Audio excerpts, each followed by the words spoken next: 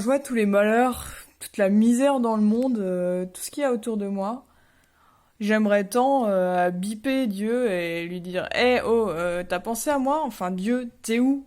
Tu penses à nous?» Et je suis sûre qu'il va pas me répondre. D'ailleurs, je me demande s'il m'a déjà répondu une fois. Puis est-ce qu'il peut me parler? Est-ce qu'il pourrait me répondre? En fait, j'en sais rien. Et peut-être même qu'il sait pas que j'existe. Puis comment je pourrais entrer en relation avec lui? On se connaît même pas.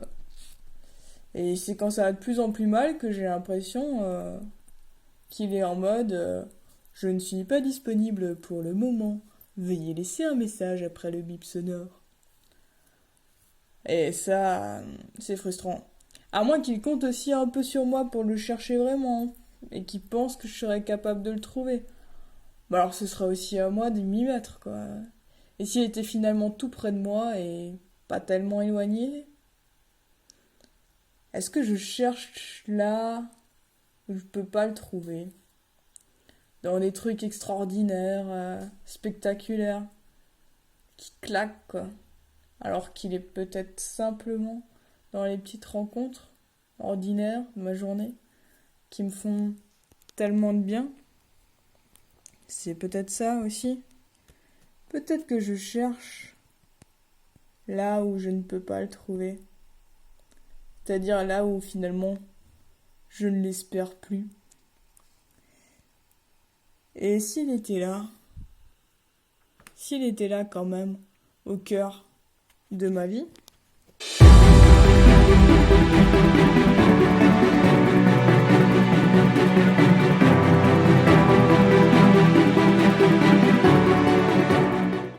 Dieu, t'es où? Mais t'es pas là, mais t'es où? Pas là. Est-ce que c'est ça que Dieu répondrait? Où est-il ce vieux barbu derrière les nuages? Est-ce qu'il se cacherait au fond de la galaxie pour ne surtout pas trop s'approcher de notre pauvre Terre? Où se trouve Dieu? N'est-ce pas aussi tout simplement la question « Dieu existe-t-il » Souvent nous croyons ce que nous voyons. Sur tel post, sur Insta ou Facebook, nous avons vu que machin était avec truc en faisant ceci ou cela. Nous faisons des selfies en vacances pour montrer fièrement où nous avons été. Mais avec Dieu, nous ne pouvons pas faire de selfies. Dieu n'est pas visible. Mais pour autant n'est-il pas présent? Souvent nous entendons que Dieu est amour. S'il est amour, n'est-ce pas normal que nous ne le voyons pas? Ce n'est pas parce que nous ne voyons pas les sentiments qu'ils n'existent pas. Mais nous voyons souvent leurs effets. Si je suis en colère, je vais peut-être vouloir tout casser. Si j'ai peur, je vais peut-être trembler. Et si je suis gêné, je vais peut-être rougir. Avec Dieu, c'est pareil. Nous voyons seulement l'effet que son amour a sur nous. Dieu se révèle différemment dans toute la Bible, mais souvent là où on ne l'attend pas, où on ne l'attend plus. Il se révèle dans un buisson ardent qui brûle sans se consumer. Il se révèle dans le bruit d'un léger souffle. Il s'est aussi révélé tout simplement dans un juif venu de Palestine. Mais tout cela toujours avec sa parole. Si l'on parle du silence de Dieu, n'est-ce pas aussi parce que nous ne voulons plus écouter ce que sa parole a à nous dire? Cette parole qui a été écrite dans la Bible, mais qui redevient vivante chaque jour que la force de Dieu, l'Esprit de Dieu, me permet de redonner vie au texte et de prendre à cœur la promesse qui m'a été faite. Voici, je suis avec vous tous les jours jusqu'à la fin du monde. Et toi, as-tu encore laissé un peu d'espace à Dieu dans ton cœur pour qu'il puisse y trouver une place ?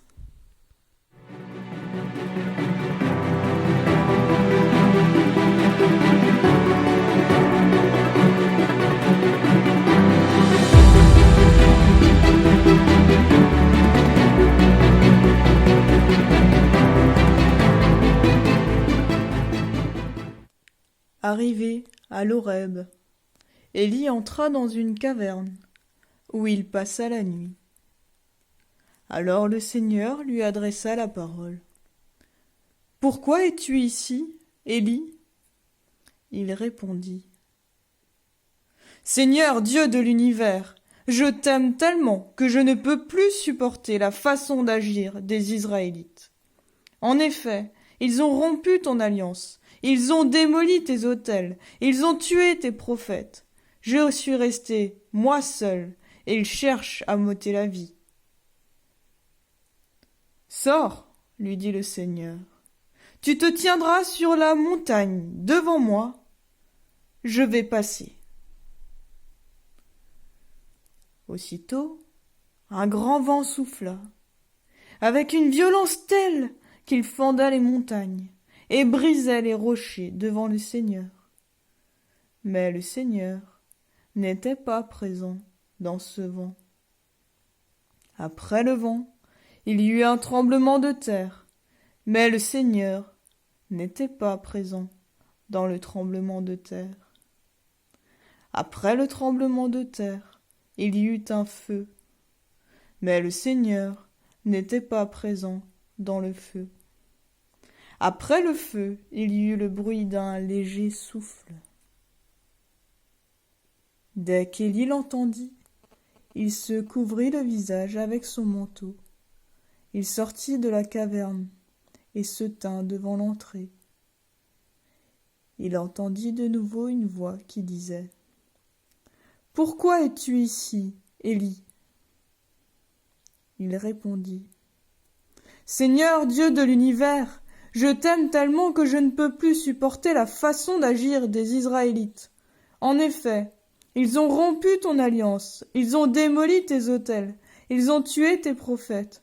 Je suis resté moi seul, et ils cherchent à m'ôter la vie. » Mais le Seigneur lui dit « Va, retourne par le même chemin à travers le désert, et rends-toi à Damas. Tu iras y consacrer de ma part Hazaël comme roi de Syrie. »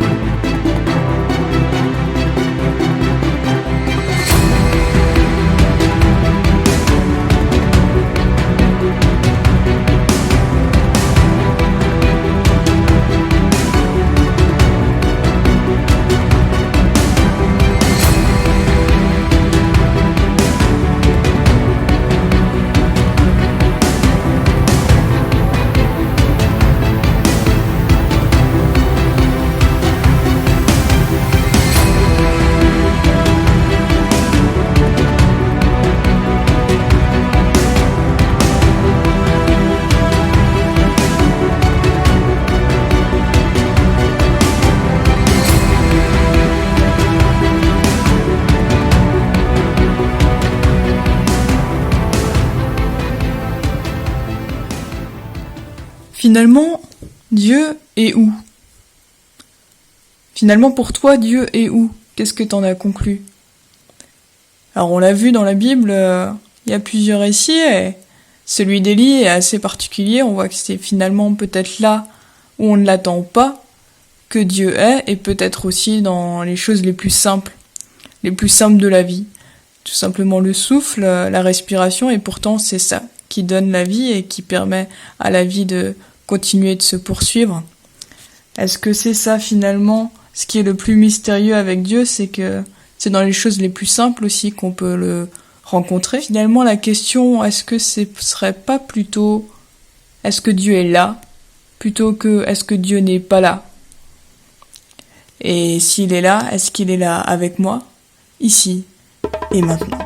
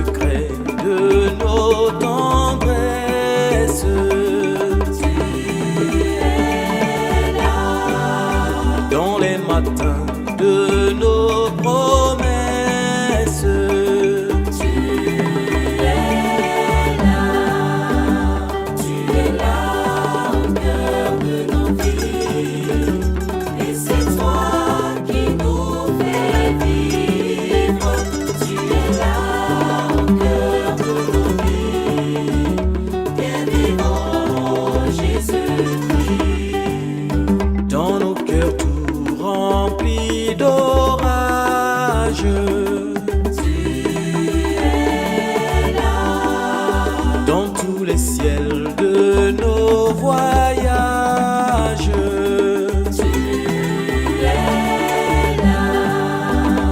Tu es là au cœur de nos vies, et c'est toi qui nous fais vivre. Tu es là au cœur de nos vies, bien vivant Jésus-Christ. en plein milieu de nos tempêtes, Tu es là. dans la musique de